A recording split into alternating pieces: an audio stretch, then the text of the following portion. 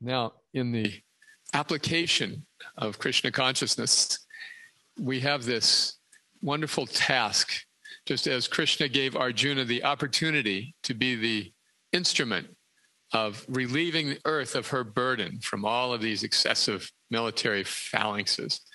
So Lord Chaitanya has left us with this burden of delivering the Western countries in particular.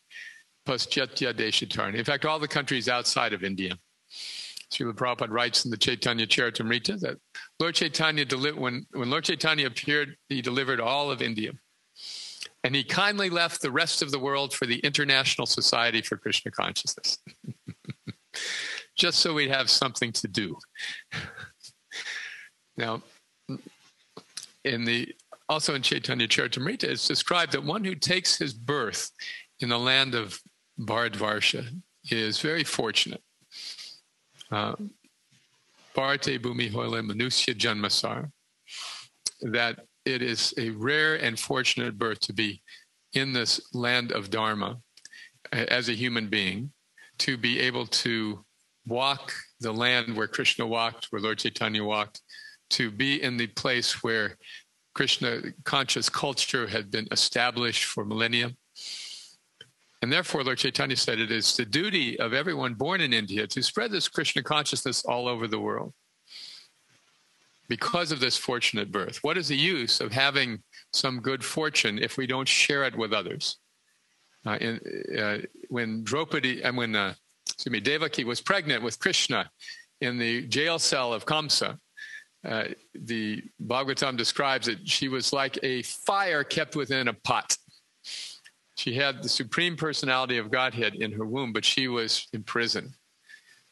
Or she was also compared to a learned person who does not share their knowledge with the world. There's a brilliant glow, but hidden by the walls of one's own restraint. So what is the use of knowledge without sharing it? As Lord Chaitanya prayed in the first verse of the Shikshastikam, this Sankirtan movement is Vidya Vadhu Jivanam. Vidya means what? Vidya, knowledge. And what is Vadhu?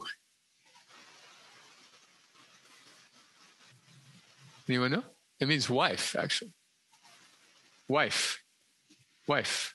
Vidya Vadhu, the wife of transcendental knowledge. Why? Because the wife gives life to the husband. Vidya Vadhu Jivanam. The wife and the life of transcendental knowledge. So Sankirtan complements our knowledge of Krishna with life. As Srila Bhaktisiddhanta Saraswati said, one who has life can preach. So what brings life to the devotee is pleasing Lord Krishna. And Lord Krishna in Kali Yuga is Lord Chaitanya. And what pleases Lord Chaitanya is seeing everybody become happy in the Sankirtan movement. Vidyavadhu Jivanam Anandam Buddhi Vardhanam. The ever-increasing ocean of bliss. This is the Sankirtan movement. So we are challenged to flood these distinctly adharmic countries with this Anandam Buddhi Vardhanam. That is our mission. That is our service to Lord Chaitanya, our service to Srila Prabhupada, our service to Lord Krishna. So how to become absorbed in that service, as Arjuna was tasked to be absorbed in his fight. This is the challenge before us in Krishna consciousness, in the International Society for Krishna Consciousness. So I have been a student of this International Society for Krishna Consciousness for nearly 50 years and seen it go through its various machinations. In the early days of the movement, from, I would say, 1967 on, there was this phenomenon of young people coming together and finding out a lot of happiness in Srila Prabhupada and his teachings. Nobody thought it could be done. When Srila Prabhupada was asking Sumati Mararji, please give me passage to India. She was teasing him and saying, oh, you just want to go on a tour. You just want to see America. He said, no, this is my mission. This is my instruction from my spiritual master. I must go, and you must give me a ticket. And so she did. But when he arrived, he got off the boat in Boston and looked around. And then he wrote, oh my God, Krishna, why have you brought me here? This place is just in the modes of passion and ignorance.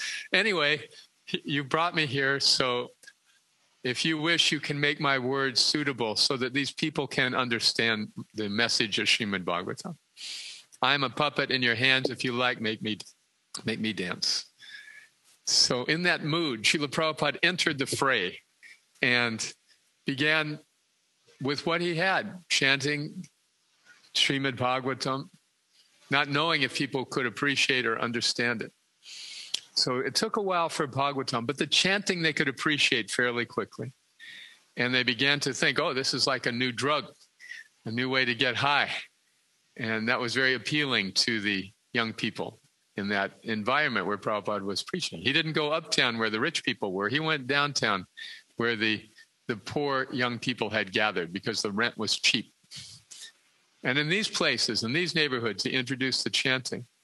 And when a few of the young people caught on and they began to appreciate not only the chanting, but the teachings, then others became drawn in. So until it got to a point where there was a regular congregation. And then they went out and did kirtan in the park, even without Prabhupada. At first, he had to take them because they were too scared. But he knew that if they just try it, they would love it. And they did. So they got a big bass drum, kind of like marching bands use, and they'd walk around the Lower East Side doing kirtan because there were no madungas around.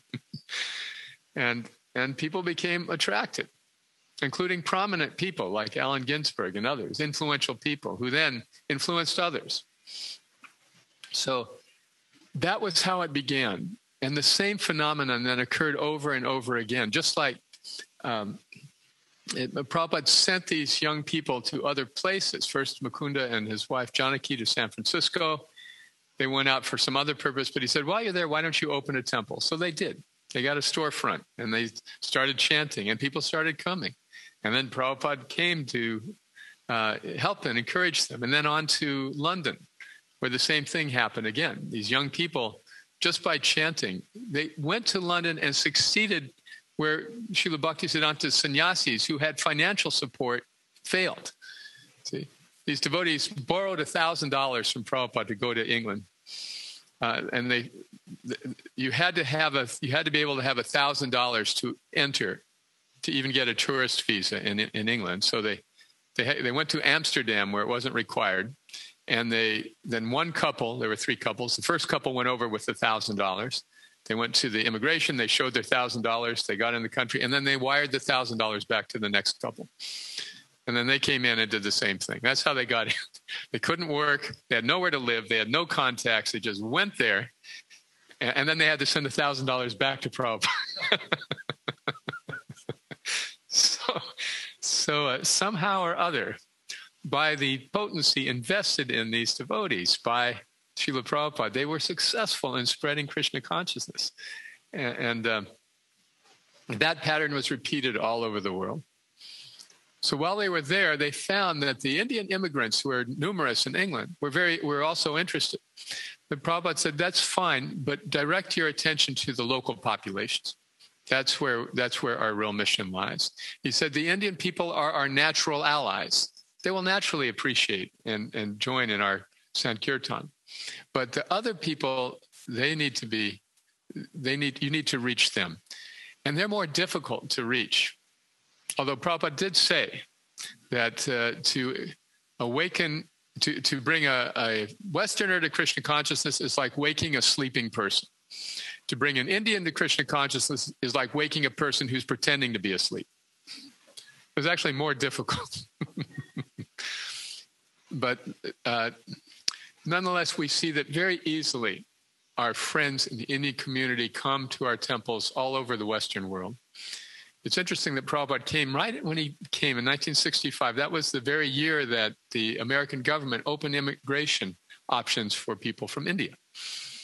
That's why he got that visa so unexpectedly, because the man sent in the application, the sponsorship application, just at the time when the doors were opening up.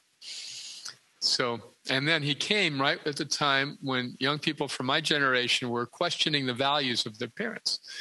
And the post-World War II generation was a real boom time for America. Like, my parents were both from poor families, and they both got to go to college, which was exceptional in their families. And then they established a middle-class life. And they thought, like so many of their generation, how could our children who are getting what we were deprived of not appreciate this? But the children were questioning, I'm seeing my parents working so hard and not seeming to have any real meaning or purpose in their work. And the country's engaged in this meaningless war in Vietnam, which is killing so many of our young friends. So what is it all about? It was a time of questioning. And Prabhupada Krishna sent Prabhupada just at that perfect moment. So after Prabhupada's departure, the chaos that ensued, as he describes in the 4th canto, that happens after the departure of the spiritual master, resulted in the dwindling of enthusiasm amongst these young Western devotees. Much of that was a consequence of not being able to properly follow Srila Prabhupada's instructions. But, that's to be expected, the mistakes. It's said that good judgment is the result of experience, and experience is the result of bad judgment. So these devotees made a lot of mistakes, but then we learn from the mistakes, and somehow the movement goes on. Then the 50 years is, from a historian's perspective, that's sort of a threshold period. If a religious movement lasts 50 years, it will likely be successful. But they also note that in the course of that evolution, very often the intention of the founder is lost. The intention of the founder becomes obscured, and that we have also experienced. So what happened after the young converts became less able to focus on the mission, not just because of loss of enthusiasm or mistakes by the leaders, but because they were changing ashrams from the renounced single life, simple life, to married life, and they had to get on with their economic development. Most of them had given up their educational years, their earning years, to promote the mission. But coming to the point where they had to marry, then they needed to begin to figure out how to support a family. So as a result, the ministering to the Westerners diminished in the Western temples. By Krishna's grace, the congregations then stepped in. And the congregation stepped in and saved the temples. We didn't lose any of our temples, although many of them were in ICU at different points in the 80s. But the congregations came in. We changed our focus to developing congregational support, and look what happened. Houston is actually a great example, because when we bought this property in 1986, there were about 10 devotees, 10 of us who were living in the temple, young Westerners, and we had a struggle every month to pay the bills and keep the lights on. And wonderful devotees went out and sold these ridiculous Korean paintings door to door. A terrible business, but they sold it. They do it just to bring in enough money to maintain the temple. And then Tamal Krishna Goswami said we should get this property. We were looking at some down in Westheimer, down by Rice University, but this one, he said, no, this is a good one for developing the congregation. And he was so right. So now the congregation has done amazing things. But the outreach for the Westerners has been weak. And this is the case in many of our temples now, and especially in Western Europe, North America, and Australasia. So we're challenged. How do we reach this community? So it reminds me of the biblical tale of my upbringing where Jesus goes out to the shore in Galilee, and there are the men fishing, and he says, "Come, follow me, I will make you fishers of men." So if we can imagine for a moment being pescatarians, that's what they call fish in Bengal. They're called sea sabji, right? So commonly eaten. But if you want to go fishing, well, there is one approach is just to take your boat out in the water and hope that some fish will jump in. There's a river in Florida, the Swanee. Every year, at a certain time of year, this particular kind of fish, kind of a carp, I believe, which is a big, big fish, like weighing 20, 30, 40 pounds. They, as part of their life cycle, they start jumping out of the water like crazy. Have you heard about this? These huge fish go flying out of the water, 3-4 feet out of the water. And there'll be hundreds of them up and down the river, just, and every so often there's an injury or a death, even a death from a boater who's just floating along and gets whacked in the head with one of these flying fish. So that's one approach. You could just have your boat out there, watch your head, and hope that some fish jump in. Another approach is a little more proactive. And let's say you're in your boat and you lean over the side of the boat and you watch down there and try to grab one of the fish coming by, holding very still. And that can also work. But the problem with that is you can only keep your head underwater so long. A few seconds and you have to come up and then try again. So we do these outreach efforts. We make these attempts to go out to the public to try to bring more interest in Krishna consciousness among a wider public. And they're wonderful, beautiful things. The street festivals, the Harinams, even book distribution could be said to be like that in a way. We're out there interacting. And occasionally we can find a person who's so sincere they're ready to step in. But that's rare. And we have to keep our head underwater a long time for that to work. So what do the skilled fishermen do? They put out nets. And they put out nets, and then they sit back in their boat and relax. And then after a while, they go and pull in the net. And if they're fortunate, a few fish are there. So this is the lazy, intelligent way to approach the problem. You know, Prabhupada described these 4 kinds of intelligence. Lazy intelligence is number 1, best kind. Just set things up nicely so that automatically things develop.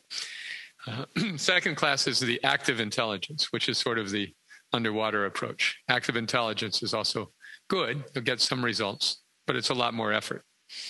Third class intelligence is lazy, foolish.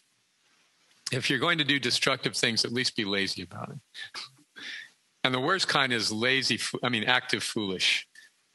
You know, I think of certain politicians, but they are, you know, they're doing things and they're very destructive. So lazy intelligent is the most effective approach. Now, the devotees here have done so many amazing, amazing things. It's an incredible temple, wonderful school. All the expansion, the Gauranga Hall, which used to be was a billboard company, right? And we used to look at that building and think, oh my God, the only thing we could think of. I'm glad it's there. It shields the sound of the train a little bit. At evil. And now it's Gauranga Hall, and then Goswami Academy, and Govinda's Restaurant, and the apartments. It's just amazing for me to come back and see all the development. I feel like Sudama coming back to his hovel, seeing it turn into a palace. But this one area has been tough to find out ways to reach out a broader community. Part of that is a function of the Indian community locally being so enthusiastic about this temple. If Westerners come and they see mostly an ethnic crowd, they think, okay, this is nice, but it's not for me. So how to make it relevant, how to make Krishna consciousness viable. We have to look back to what Prabhupada did in the beginning. What he did was just very simply introduce through chanting and gradually gather a group of young people together around that chanting, around that experience. Rupa Goswami said, Yena tena prakarina mana Krishna naveshayat. Somehow or other, think of Krishna, the rules and regulations can come later. Even after his first initiation, Prabhupada initiated 10 or so disciples, and some of them who just happened to show up that evening. And then the next day, one of them asked, Swamiji, now that we're initiated, are there any rules? He said, I'm very glad you are asking that question. So then he posted this famous letter. Okay, initiated devotees are expected to observe these 4 regular principles and chant 16 rounds and attend the temple programs, etc. So it's very instructive for us to understand how Prabhupada did it in the early days. As ISKCON grew, a different kind of mood prevailed. A sort of saffron curtain came over. And because there was so much momentum, you could do that. There was so much momentum that people, like when I moved in, it was like, okay, here's your saffron dhoti, first day. And here's the area on the floor where you sleep. You can have this 6 feet right here. And Mangalarti is at 4:30, and boom, boom, boom, and we'll give you 2 days to decide about shaving your head. But it was so blissful that I said, okay, no problem. Why wait? Do it right now. So that mood kind of prevailed and was prevalent at the time when Srila Prabhupada left this world. People would join very easily. There was great emphasis on renunciation. Don't worry about marriage. It's a big mistake if you get married. Just focus on service.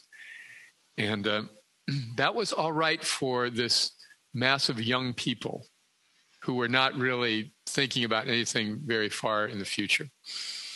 But again, over time, it didn't sustain. In fact, in 1977, you remember, Srila Prabhupada wanted to come back to Gita Nagari. He said, I have established 50% of my mission, book distribution, but the other 50% is Varnashram. And Abhiram Prabhu, who was on Prabhupada's entourage then, said this was because, he told me, this is because Prabhupada was seeing that all these enthusiastic young people were not able to stay in Krishna consciousness. So he wanted to teach them how to go to the farm and live a peaceful life as grihastas, where they could have plenty of time for hearing and chanting and live in Krishna consciousness through their lives. So that part of his mission, he did not complete. So again, it's kind of left for us. So the 77 mood, or the intense saffron militaristic mood that was successful then, stopped working not long after Prabhupada's departure. It just stopped working, and people stopped joining, and then everybody kind of looked back as the good old days when the young people used to join. And I remember feeling like that, wistfully looking back. Boy, those were sure fun days.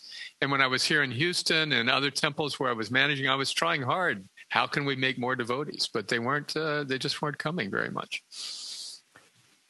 So then 15 years ago, I went to Gainesville, a little temple. Ritadvija Maharaj said, would you please come and run the temple here? They had a lunch program, and there were 2 devotees at the morning program every day, and it was very sleepy, but they did the lunch every day. So we agreed. My wife and I went. We immediately doubled the turnout for the morning program every day from 2 to 4. And all of us were in our 40s and 50s, and we're dancing around Tulsi one morning, and I was thinking, how are these 50,000 college students ever going to, 3 blocks away, ever going to relate to 50-year-old people dancing around a plant at 5 in the morning? How is this connection ever going to be made? And it was just beyond me to figure out. I really was at a loss. So then, with the inspiration of some wonderful godbrothers, Prithu Prabhu, Hridayananda Maharaj, others, we made a decision. Okay, we're going to allocate some space for any newcomers just in case they join. So we made 3 rooms available for newcomers. And amazingly, miraculously, 3 nice students said, all right, we'd like to move in. What would we have to do? And we made an agreement. They'd have to follow the 4 principles, and then they'd have to chant 8 rounds. and they'd have to attend the morning program, but just 5 days a week, not 7. So we made it a little bit easy for them, recognizing they're responsible. Oh, and you have to pay some tuition. You have to pay something. Okay, we don't expect any service because you're in school, you're busy. These were all college students. But instead of paying rent elsewhere, you pay tuition to be in our school. We call it the Bhakti Academy. We didn't want to rent those rooms. Rent is a 4-letter word, because when you rent to somebody, then they have no obligation to, other than to pay the rent, right? So tuition, on the other hand, you're enrolling in a school, then you have responsibilities that you have to maintain to be part of that academic institution. So to our surprise, these 3 students, they started coming in the morning program. They didn't know much, but they dutifully came. And then after a month, something miraculous happened. Something even more miraculous. They started liking it. They started. This is fun. Tell me more about this Bhakti Yoga. And then when they got enthusiastic, other young people started coming and say, "What do you got there?" So tell us about this. So the next semester we made room for 6 and then 12. And the hardest thing for me was not to look surprised when somebody asked about moving in. That was something I had to, because we'd been chasing devotees for so long. Like, please, like, come on, move in. All of a sudden people were saying, "Could I move in?" And we'd say, "Well," like the Army or the Marines, "maybe you can be one of us." So ever since then, we now have about 25 beds for new students, and they're full almost all the time. And we've sent devotees all over the country, because that was something else we realized, that if you're running a school for bhakti, you can't hang on to the students. Just like an academic institution. They come through, they get trained, and then they go on with their lives, right? So in the same way, a bhakti institution has to be that mood of giving, of service. In fact, this was how it was in the early temples.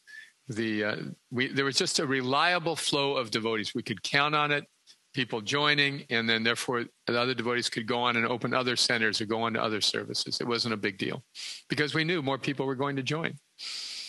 But now, when there's very, very few who are coming, especially who have full time to give to the mission, we tend to say, "Oh, no, you got to stay here for the rest of your life. We need you," you see, which may or may not be in the interest of the individual devotee. So the Bhakti Academy in Gainesville has been a wonderful success. It really has been the most fun I've ever had in my years in Krishna consciousness. Just seeing these incredible young devotees coming and then doing so many amazing services, especially for outreach. Because surprisingly, as wise and as realized as we older devotees are, the young people are actually more interested in other young people. So when young people tell them about Krishna, then they respond. Then they say, "Okay, this could be for me." And this is our realization from the Bhakti Academy in Gainesville. The system that Prabhupada used in the early days, lowering the requirements, demanding less lifelong commitments, just sharing the holy name, just asking people to add Krishna to their lives, that works. And it worked then and it still works now. We just dialed the clock back a few years. And amazingly, there's still a lot of seekers out there who are looking for Krishna and have no idea that it is Krishna they are looking for. So Saranga Thakur Prabhu and I spoke about in January, I think, 4 or 5 months ago. And he said, "Yes, we have so many big projects here in Houston. We'd like to have a nice Bhakti Academy." And I said, "Great, I'm ready now." I've retired from the management. One of our students there has taken over and is doing a really good job. So I'd like to see if we can share it in other temples. And then the next 2-3 days later, I got this letter out of the blue from this very nice preacher who said, "I'd really like to do the kind of preaching you're doing in Gainesville. Is there anywhere I could go?" So I said, "Okay, this looks like Krishna is arranging something here." And that devotee is Sadhu Sangha Prabhu, who was here this week visiting. And he's committed, yes, he's going to come back in August and run the Bhakti Academy Houston. So we have a leader, Saranga Thakur Prabhu, and the temple management said, we'll let you use the farm, the urban farm project, as your headquarters for this academy, which is a gorgeous and ideal setting. So we're ready to go. But one of the things that we realized in our discussion is that if this project is even remotely as successful as the one in Gainesville is, it's going to impact the Houston community. So the management team asked me to speak a little bit about this because it is actually a collective effort if it's going to work. Like they say, it takes a village to raise a child. So, and by nature, if we're in a nice groove in our lives, we don't like change. But it will take change to make this transition to bringing in a regular flow of young devotees. Indian American, it doesn't really matter where they're from. It's more the youth and the time in life that they're investing in their Krishna conscious training. So what are those changes? Some of those things involve adjusting our cultural practices to accommodate the audience we're trying to reach. In the Chaitanya Charitamrita and Madhya Lila, Prabhupada writes that, and by the way, Chaitanya Charitamrita is, in many respects, this is the mature fruit of Prabhupada's writing. He was writing Srimad Bhagavatam in Vrindavan before there was ISKCON, before he had any disciples except one casual follower. But Chaitanya Charitamrita he wrote when ISKCON was booming, and he now had the experience of coming to the West and finding out the needs and what works in the West. So he wrote that to try to impose the cultural practices of one part of the world on another is niyamagraha. It is trying to do the impossible. Impossible, a word that Prabhupada did not appreciate when Rameshwar used it to describe his proposal to print the entire Chaitanya Charitamrita in 2 months. Impossible. He just blurted out, impossible, to which Prabhupada said, impossible is a word in a fool's dictionary. But Prabhupada himself used the word impossible in Chaitanya Charitamrita to describe trying to impose a whole cultural practice on another culture. So this would impact us in a couple of ways that will be conspicuous. First, one of the cultural values in the West is gender equity. In India, it's a different thing. Gender equity is appreciated, but there's a great tradition of differing gender roles. And why is that? It's because the men historically were responsible. A responsible man can provide a situation where a woman is protected and therefore can devote full attention to conceiving, delivering, and raising children. And that is a very ideal society. But do we have that in the West? No, absolutely not. The men are, by and large, scoundrels, irresponsible. Even the women's liberation movement, Prabhupada called a plot by the men to exploit the women.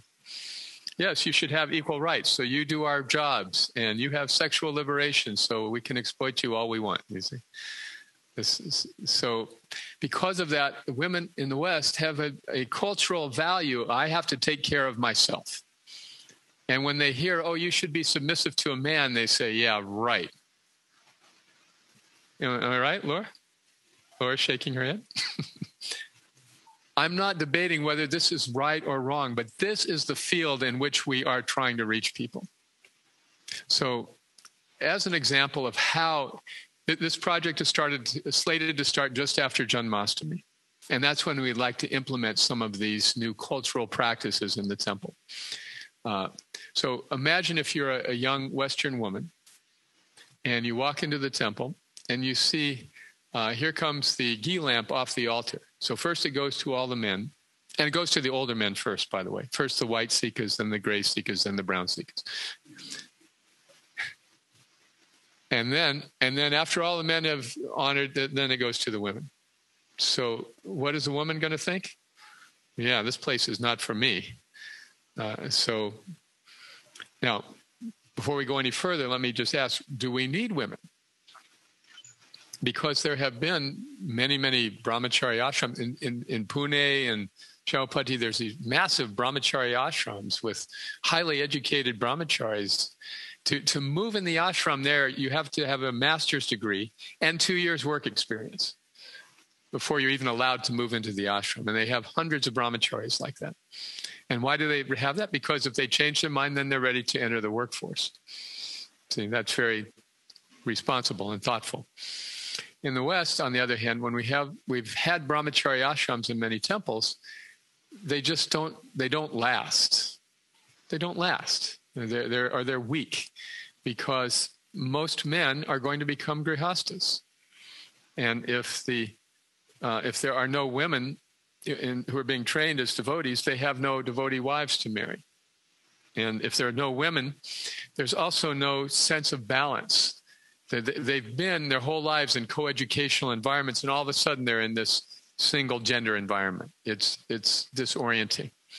So they're much more comfortable to get involved with a group of young people, men and women. Actually, our ashram in Gainesville is the only supervised women's ashram in the entire continent of North America, out of 60 or more temples. It's the only one that is organized, supervised, and the women who join there, the young women, are just wonderful. They're incredible. They do great service. And because the young women are there, the young men say, oh, I think I'll join too. Prabhupada called the women our secret weapon against Maya. In India, you rarely find ashrams for women. If you do, they're more like convents, a few organizations. But it's very rare, and in ISKCON, non-existent. But in the West, when Prabhupada saw the young women were coming, he sent a letter to all the temples. You should have a brahmacharini ashram. And they're all extinct. They're all gone now. But this is what makes the difference. If the young women join, then the young men join, then there's life, there's growth. And therefore, what the young women think is very important. Isn't that right, Srimati Radharani?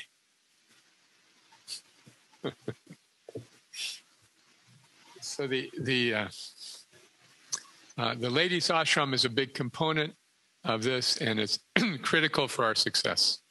So what the young ladies think is important. Therefore, practicing gender equity practices in the temple is very important, which means that when prasad comes off the altar, it's distributed by where people are located and not by gender.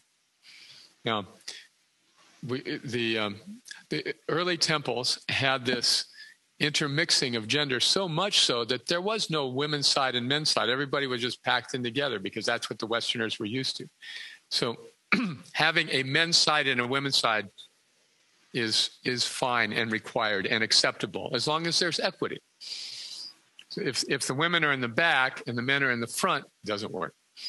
If the men push the women back while they're greeting the deity, it doesn't work. So there's got to be some organization in a way that gives equal access to the deities to men and women. Chanting the Bhagavatam verse. What is our routine? We've all seen it our whole devotional lives. Prabhus, okay, now Matajis. It doesn't work. That second-class citizens, now it's your turn to chant. You see? So anybody can chant. This is the idea. Whoever would like to chant. And when the kids know this coming in, sometimes the boys chant first, sometimes the girls chant first. It doesn't matter. That's what works. That's what brings these young people together and makes them feel like they have a place and they belong. So can you see where these cultural differences are colliding? And so the question before the community now is, are we willing to make the adjustments necessary to accommodate these sort of things and change the long established routines in our temple practices to make everybody feel equally at home? So that's it. We have the ashram facilities. That's a big part of it. We have an ashram leader. That's a big part of it. Brihat Madanga Prabhu has agreed. A very nice young lady named Amrita has agreed to come and be ashram leaders right off the bat, starting September 1st. And Bhakti Lore has agreed to help counsel all these crazy kids. So, and we have the routines that we've established over 15 years in Gainesville. Radhakrishna Prabhu, our educational director here, has agreed we can adjust the Bhagavatam curriculum to accommodate the needs of newcomers, which will be different than the single verse a day routine that's been going on for decades in all of our temples. We do an overview approach, which is easier for the young people. These and other things are going to be cultural changes that will be confronting us in the community. And we're going to document these things, do more educational things, make sure that the needs are known before they're all suddenly implemented on September, after Janmashtami, basically. But the purpose of this class this morning is just to bring these sort of things up and ask for the community's support in this endeavor. When the management team and I discussed the idea of a Krishna house in Houston, one of their concerns was that we don't want a separate program. That over there at the farm, there's one thing going on, and the temple is another, and never the twain shall meet.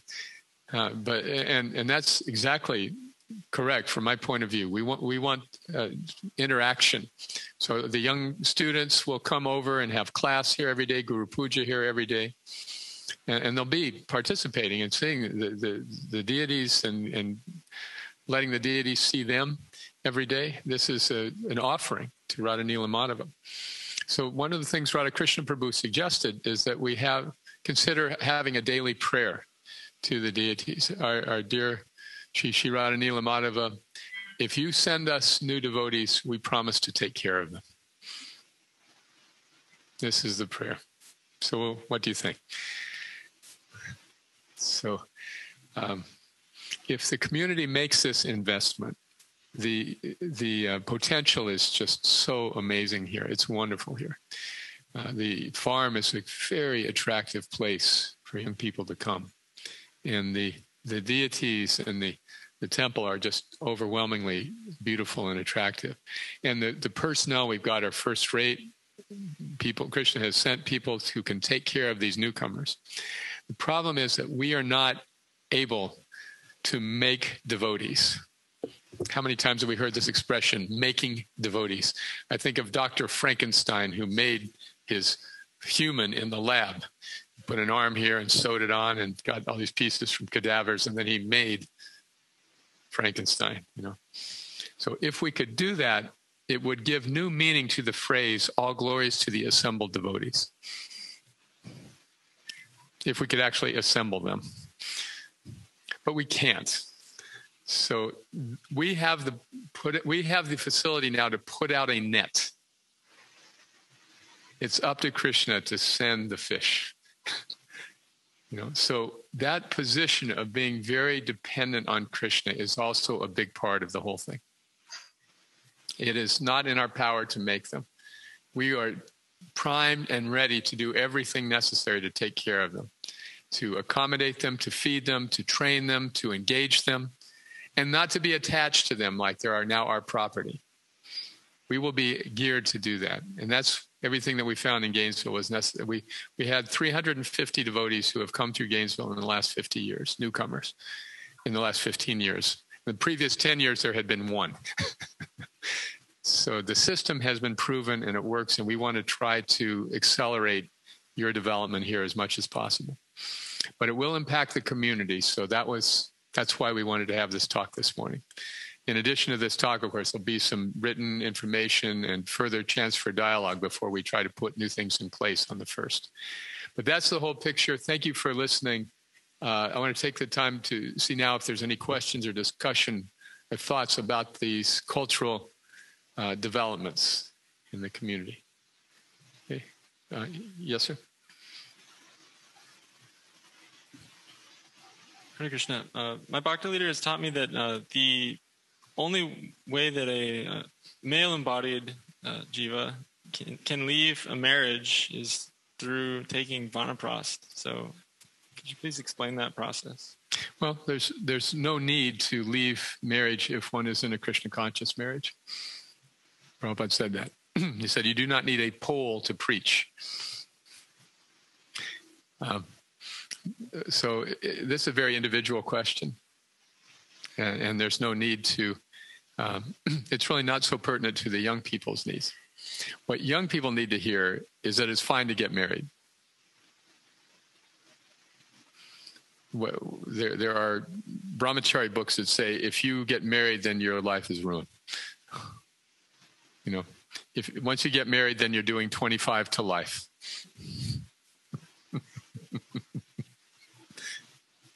But those books are absolute poison for young men, because, and I'm sorry to say, with all due respect, because they give a twisted idea of what it means to be a devotee. What it means to be a devotee is just to be yourself for Krishna, to add Krishna to your life, not to try to be something that you are not. Some people will be naturally inclined towards renunciation. That's fine. Most people will be naturally inclined towards grihastha life. That's fine. So part of our training of new devotees is to help prepare them for grihastha life. And we tell them, don't start relationships. This is a natural thing. We think if there's a men's ashram and women's ashram, they're going to fall in love with each other. Well, they do. That happens. We have a disease called COVID-21. It's called, it stands for Crushes on Vaishnavas in Development. And the way to avoid it is social distancing and masks.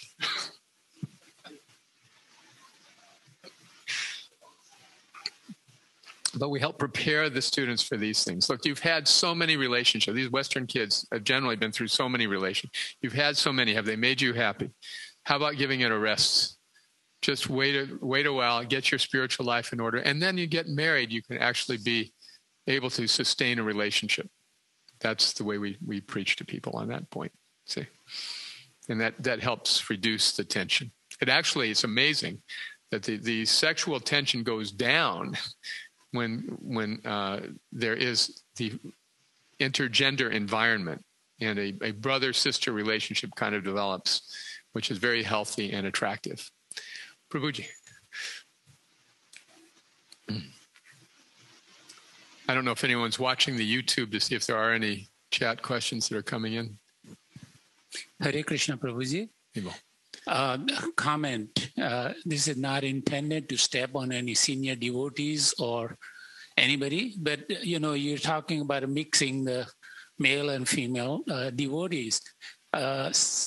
Within even a single gender like a male, we have a practice of senior has to be in the front when they're taking the darshan or whatever, and the newcomer or some of the even a junior devotee or aspiring to be the devotees, they end up being in the lap in the back, and they don't feel like do I belong in this place? I think that's what you talked about is a wonderful approach, and we should really try that and attract those younger people. Thank you. Thank you very much. Yes, that's a very good point. The whole goal is to allow people to be themselves in Krishna consciousness. Some people will want to be in the front. Some people will want to be in the back. It's just allowing people to be themselves and not feel like you have to fit into a certain role. You have to let all the senior people up. You're just an insignificant junior. Like you say, that isn't a very warming and welcoming message, is it? On the other hand, if you say you have to be in the front because you're a newcomer, that may make some people feel uncomfortable. So educated young people, intelligent young people, they'll figure it out. If the mood is just welcoming and accepting, just be yourself. And we all appreciate you. We love you. We're glad you're here. They feel that. Then they feel like part of the family. Any other questions? I know we've gone over time. I'm sorry. Okay. Yes, Prabhuji? Well, welcome back to Houston. Kalakantha. Thank you. It's good to be here. So when you were here last, you gave a class and you said something about if I see a fault in somebody, it can be like a reflection of, or like something that I don't like within myself. So could you please say something about that? I'd be happy to, but I'd like to see if we could focus on this topic. It's somewhat related to what you're saying, because the young people will certainly make mistakes. And it is important for older devotees to recognize those mistakes. But how to deal with them is the question. So when there's supervision, if you see the new person eating with the left hand, rather than go to that person and say, you should eat with the right hand, rather you tell the ashram leader, please instruct the students, or this new person doesn't understand this etiquette, you see. Then the newcomer can only hear from one person who has a relationship with them. and they feel welcome. If everyone in the community is correcting them, how welcome are they going to feel? You see. So I appreciate that point you're bringing up in that context. Otherwise, we could discuss that philosophical point later and separately, if you'd like. Light in the mood. I want to share something. I heard a class recently with Hanuman Prasad Swami Maharaj, and you mentioned Jayananda Prabhu. So there was an event like Guru Das Prabhu, Prabhupada's disciple. He was a civil rights leader, helping black people, and there was a big rally somewhere, I think Oakland, California, 2,000, people in a big auditorium, very like militant, and so they were saying like my granddaddy was a slave and they were putting him on the ship. As they put him on the ship, he killed a few of the people. Is that black enough for you, my brothers and sisters? So they said, yeah. The other guy says, my ancestor was in Mississippi. He was kidnapped. He killed a couple of slave masters and he ran away. Is that black enough for you, my brothers and sisters? Yeah. So then the leader says, we got some white boys over here who want to talk about God. So Guru Das Prabhu got up and said, we worship a black God with a white girlfriend. Is that black enough for you? No, okay. Thank you for lightening the mood.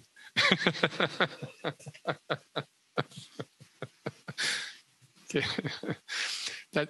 One of the beauties of the Bhakti Academy is it is samadrik, samadarshina, that doesn't matter gender, even age, actually. Generally young people, but we've taken older. Ethnic background, economic background. Everyone's given a chance, provided they're willing to adhere to the codes of the school. And we're very strict about them. They don't follow, then they're dismissed. And so people know that, and therefore they'll keep their commitments. But the color blindness, the gender equity, all these things are part of the beauty of Krishna consciousness, aren't they? Yes. Any comments from the ladies? Yes. Mother Kalpataru, is that right? There you go. Very nice class. No, I was just saying this is wonderful because sometimes when we go out book distribution, we meet so many people and you make connection, but then there is nobody to follow up. They are very enthusiastic then, and we will try to, sometimes they give contacts and we try to do, but then there is no connection. Then this is wonderful. We can, proudly say that, come over, or then younger people can work with them one-on-one.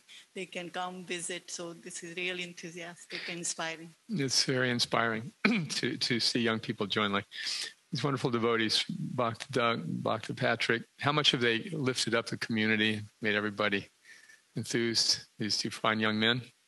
And then, can you imagine having 15 or 20 such wonderful devotees coming regularly and moving on to do. You're exactly right. That's the fishing approach where we're putting our head underwater, but we're not really ready for them. Having the ashram in place, this will be a first-class facility. Anybody who wants to join is going to get a lot of care, a lot of love and support. So you can, with confidence, say, please come and visit, come learn about our farm project. And the Sunday program that you've started is just for that purpose, to allow people to come over in a kind of safer environment, right? So that'll be a great way to bring in new people. And then when they come here to the temple, they'll be a little prepared and trained, and they'll understand the background and feel more at home.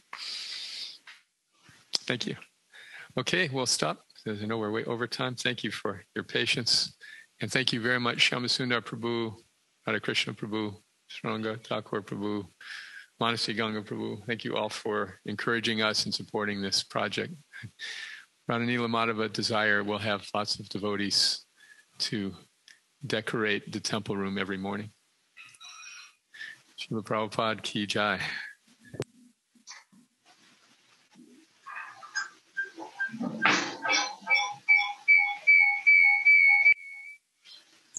Hare Krishna.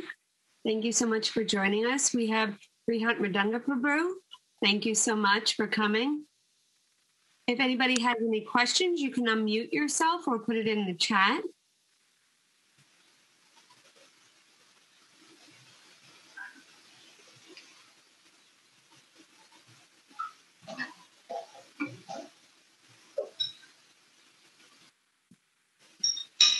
I could ask how Yamadranga Prabhu, as a young person, what his experience was at Krishna House when he was introduced to Krishna consciousness. My experience at Krishna House. Well, I was coming in from an academic kind of background. I went to college and started my spiritual journey just after that. So I was definitely very skeptical. So one thing that really helped me was that Kalakantha Prabhu encouraged asking any questions. So I didn't feel there was any taboo subject. I could openly ask questions about anything, and he would happily share information about that. And so I felt very comfortable in that way. And he was also very detached. He said, the door is there, it's open, you're not forced to stay here. You're welcome to go at any time. We don't want to pressure anyone to stay. And so I really appreciated the philosophical detachment and the detachment from trying to keep someone there. I think that really comes because he learned over time that Krishna will send many devotees if the environment is right, if the leaders are in the right consciousness. So if someone wants to go, that's all right. They can move on, and then Krishna will send others. And so those are just a few quick points that come up in relation to this question, but I can share more if anyone would like.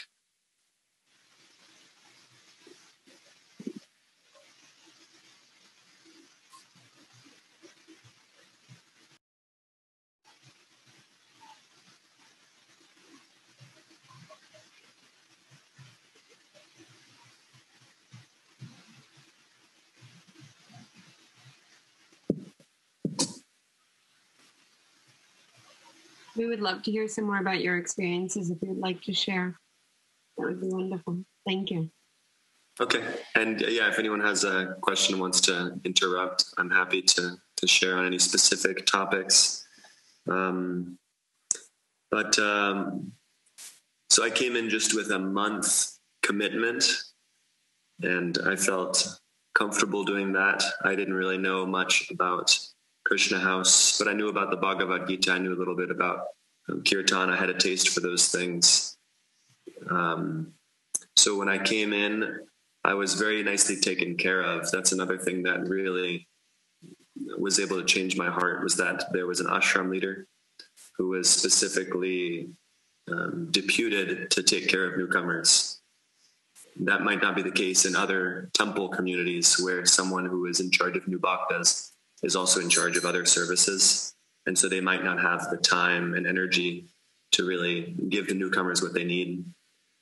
So because I had someone personally looking out for me, I felt very loved and wanted, not even just accepted, but desired in the community.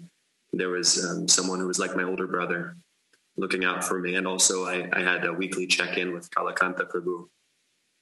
So I just felt that I was immediately connected to a family who cared about me and was looking out for me. And Kalakantha Prabhu mentioned in his talk that if there's a correction that one needs to make with a new bhakta, one would do that through the bhakta leader.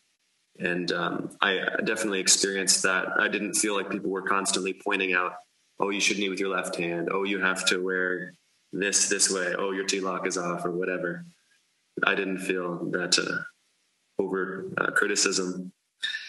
So, and also, like he said, I felt very comfortable just to be myself. And more I'm growing into that understanding that I don't have to be so serious all the time. I can relax. And, devotional service can actually be fun. It doesn't have to be a hard grind. Like I've seen many brahmacharis get into this mentality that devotional service needs to be like boot camp. This is kind of how the training has been. So I just felt like it was so fun, and I was connected with a family that really cared about me. So naturally I wanted to keep going. I had no reservations about staying far more than a month. just staying indefinitely seems like the logical thing to do.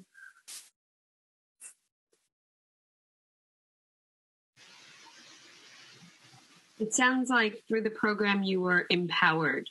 Can you speak a little bit about that? Yes, that's a really nice point. One example is that I was asked to give a Bhagavatam class, I think before 6 months of Krishna conscious training. And I was grateful and was able to share something of my realization. And it showed that it showed the detachment in the leadership.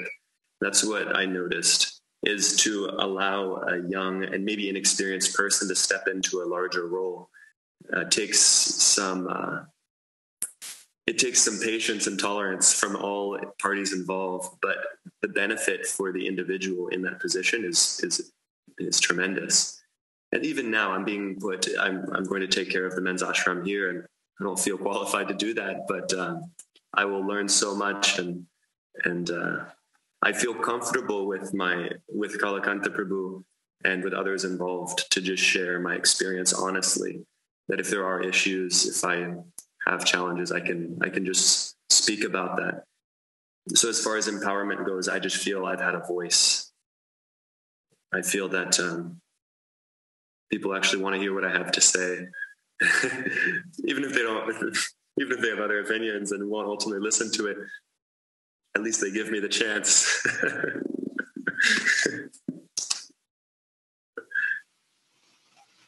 And I will do if sorry, Sarvabhauma Prabhu.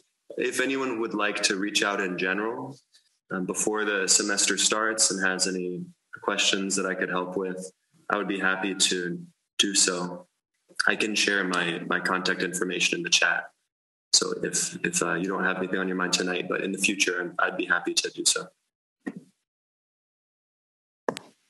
I was just going to comment that in the early days, I think when Tamal Krishna joined the SNU class, like 1 or 2 days after he joined. Wow. I mean, it may have been just there weren't too many devotees or whatever, but the mood was very nurturing, or having faith in each other. So this whoever becomes a devotee is a special person, and you deserve respect and opportunities to grow. And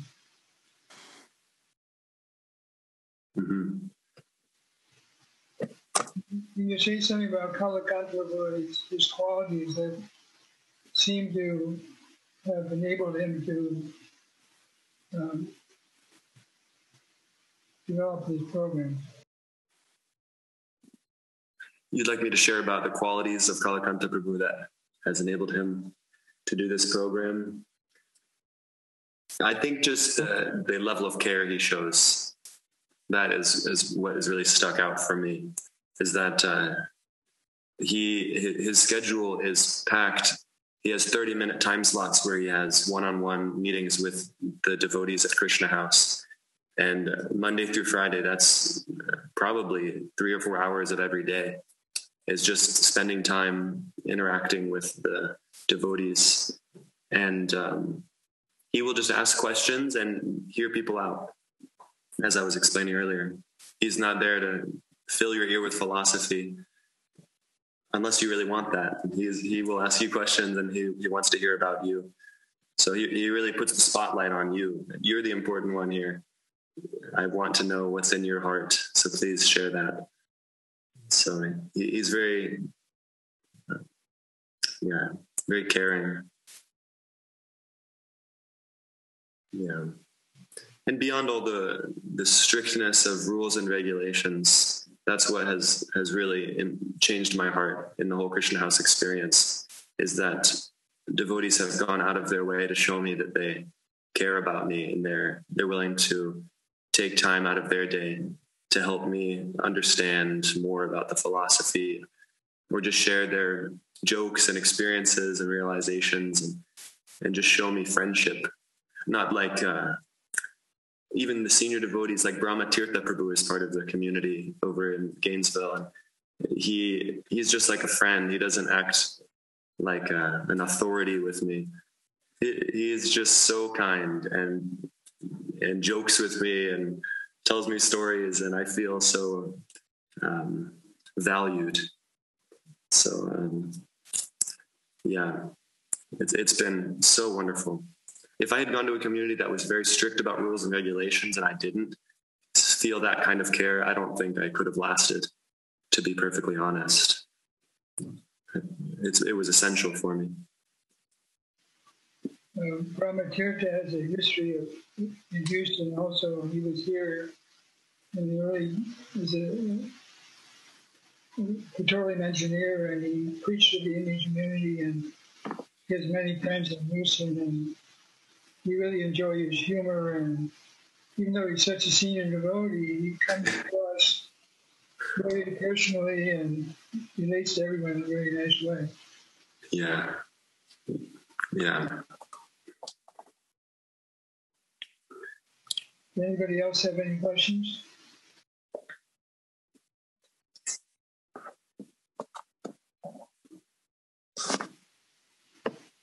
Otherwise, I'd like to just thank you for, coming to Houston and sharing your energy and self with our community and, trying to help us grow in the same way that you've been growing. I feel already very cared for here, from yourself, from Radha Krishna Prabhu, Shama Sundar Prabhu. I have felt a lot of care already, and I'm really excited to see what can happen here. Thank you all for letting me be here. I want to make one comment. When Kalakantha was the president here,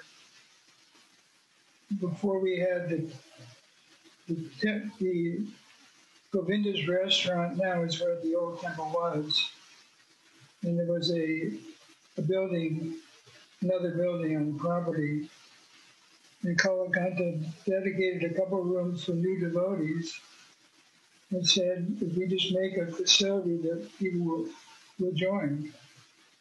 And for a little while, he made me the Bhakti leader. And I didn't know what I was doing.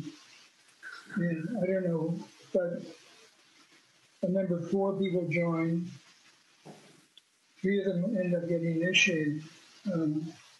Lakshmi Priya in Dallas and her husband Rohini Nagana, and a punk rocker named Kalki, who Kalakantha encouraged to develop a punk rock Krishna conscious magazine. And, and Kalakantha would often ask maybe what would you like to do for Krishna? He gave them some room for expressing, not that that's always possible. Sometimes we have service that have to be done, but I found that very refreshing. So I just wanted to share that experience. Amazing. Yeah, I've always appreciated that. His message is, you add Krishna. You can be an individual, you can be who you are, and you add chanting to your life, and you just become a purified version of the self you already were.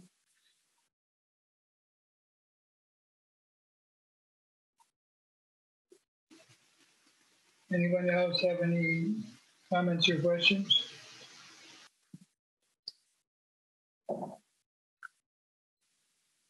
I don't see any in the chat right now, but Brihant Mridanga Prabhu put his phone number in the chat. So I'm assuming that if people are interested in offering support in any way or offering service in any way, that they can contact you? Yes, definitely. It's not letting me send to the whole group. I think it's just direct messaging to you. I don't seem to have the ability to change that. So maybe you can share my number and email with everyone. Mm-hmm. There we go. I just sent it. Okay. Thank you. You're welcome for them. What are some ways, if people are interested, that that you could use some support? In what ways? Cooking for our Sunday program. If anyone wanted to do that, bring over one item or a few items, that would be helpful. If you personally want to do some farm seva or know anyone who would like to, that would be great. If you can just start telling people that there is an ashram here, that would be wonderful. Just get the word out, and you never know who might be interested in giving it a shot. And there's no huge commitment required. If someone wants to just come and try it for a month, like I did, that's totally okay, and they can just test the waters. So yeah, please feel free to reach out. I'm your servant. I'm very grateful to be here and doing this. Thank you so much, Prabhu. Thank you, Sri Rupa Prabhu. Sarvabhauma Prabhu, Hare Krishna. Prabhu, do you have any other announcements that you would like to make, Prabhu? We're uncertain about next week's program. It may be Hanuman Sheikh Swami, or possibly we might get Radha Charan Prabhu to tell us about the China mission, but we've been a little disorganized lately, but hopefully it'll come together. Okay, wonderful.